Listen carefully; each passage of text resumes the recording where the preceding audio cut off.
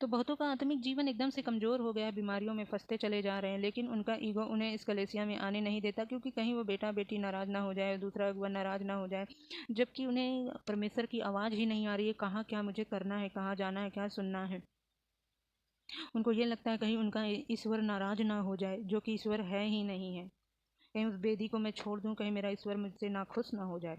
जबकि वचन कहता है आकाश और पृथ्वी के बीच में जितने भी ईश्वर है, मैं उन्हें कुछ नहीं जानता हूँ, मैं ही अकेले ईश्वर जो मनुष्य को बनाने वाला, इस आकाश और पृथ्वी को रचने वाला हूँ। तो परमेश्वर को क्या करना है, इसी तरीके से जब आप चलेंगे तो परमेश्वर को खुश कर सकते हैं।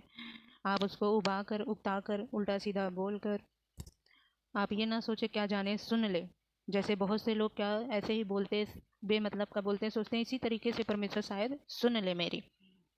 तो व्यक्ति ऐसे ही थे, एक बहुत अमीर था, एक बहुत गरीब था। दोनों कलेसिया में जाते, उस अगुए की बात सुनते, लेकिन जो अमीर व्यक्ति था वो उसकी बात मानता था, और गरीब वाला उस अगुए की बात नहीं मानता था। जैसे फिरौन ने मूसा हारून की बात नहीं मानी और अपने मन को कठोर किया। गरीब व्यक्ति ने उससे कहा कि परमेश्वर से कहो मुझे गरीब क्यों रखा हुआ है, अभी तक मैं ऐसा हूँ वैसा हूँ, मुझे कब ब्लेस करेगा, कब आशीषित करेगा, मुझे तो देता ही नहीं है, अमीर को तो अमीर करता चला जा रहा है, मेरी सुधि कब लेगा। परमेश्वर तो बुरे लोगों की ही सुधि लेता है, उसी से प्रसन्न होता है।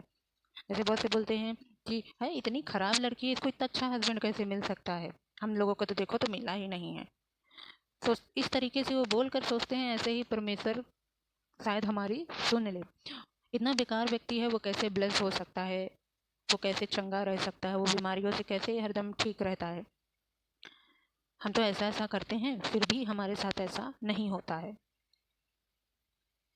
तो ऐसे ही वो गरीब व्यक्ति था और अपनी बात कहा कि खुदा से कहना कि मुझे कब वो अमीर करेगा। कहता ठीक है, मैं पूछूंगा और आपसे बताऊंगा परमेश्वर की आवाज़ सुन के।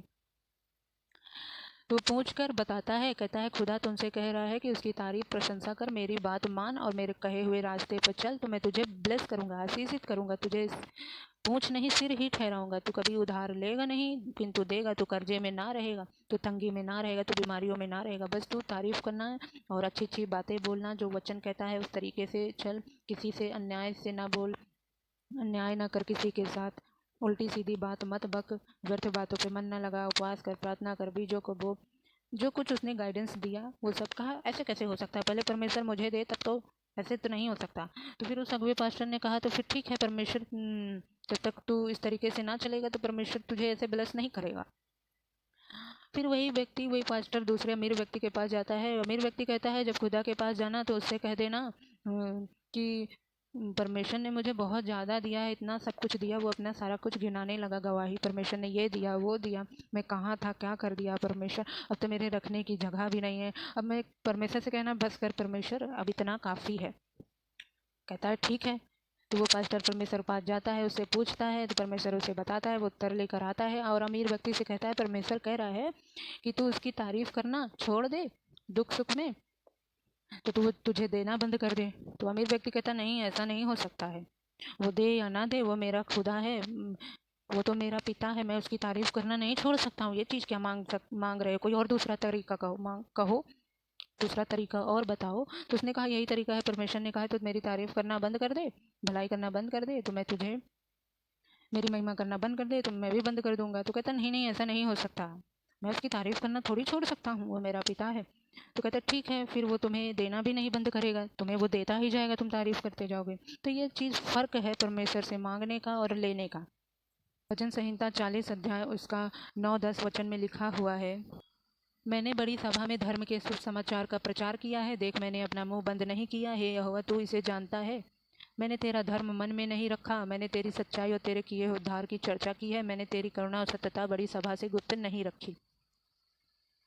दाऊद यहाँ ये कह रहा है कि परमेश्वर जानता है मैंने तेरी सच्चाई को अपने हृदय में नहीं छिपाए रखा, कि मैं तेरी सच्चाई जान गया अपने तक ही रखा। मैंने तेरी विश्वास योग्यता और उद्धार का वर्णन किया है, यानी कि अपनी गवाही को और परमेश्वर की सारी भलाई को उसने क्या किया है, वर्णन किया है। मैंने तेरी करुणा सच्चाई को बड़ी सभा में ना छिपाया। उसने क्या किया, बड़े अवसरों पे, शादी ब्याह सभी जगह पे उसने क्या है, नहीं छिपाया। इसका अर्थ है दाऊद परमेश्वर के कामों और उसकी सच्चाई को लोगों के बीच खुले रूप से बताने में शर्म या डर नहीं करता था।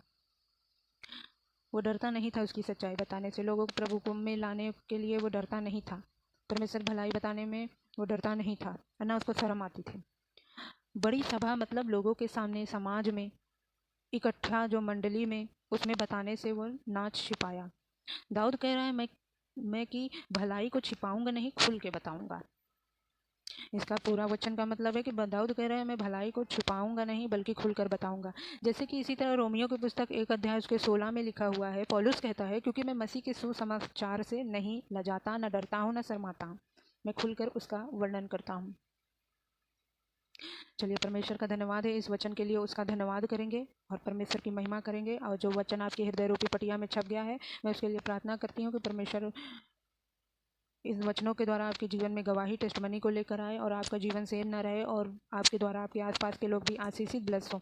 और मैं आपके लिए प्रार्थना करती हूँ, अगर आप बीमार हैं, रोगों में हैं, तंगी में हैं, डर में हैं, वो चीज़ कर नहीं पा रहे हो, तो मैं प्रार्थना करती हूँ परमेश्वर आपको सामर्थ्य दे, बल दे, ताकत दे प्रभु में चलने की, आपको बुद्धि दे, समझ दे, और आपको सारी बुराई से बचाए परमेश्वर।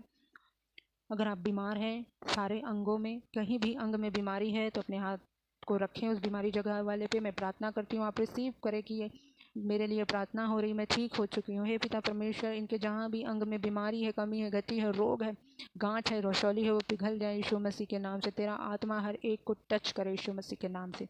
धन्यवाद करते हैं परमेश्वर, हर एक बीमार अंग हील हो जाए यीशु मसीह के नाम से। हर एक कर्जे से ये छुटकारा पा जाए यीशु मसीह के नाम से। इनको कामों में ब्लेस करते हैं, सब कहें आमीन आमीन।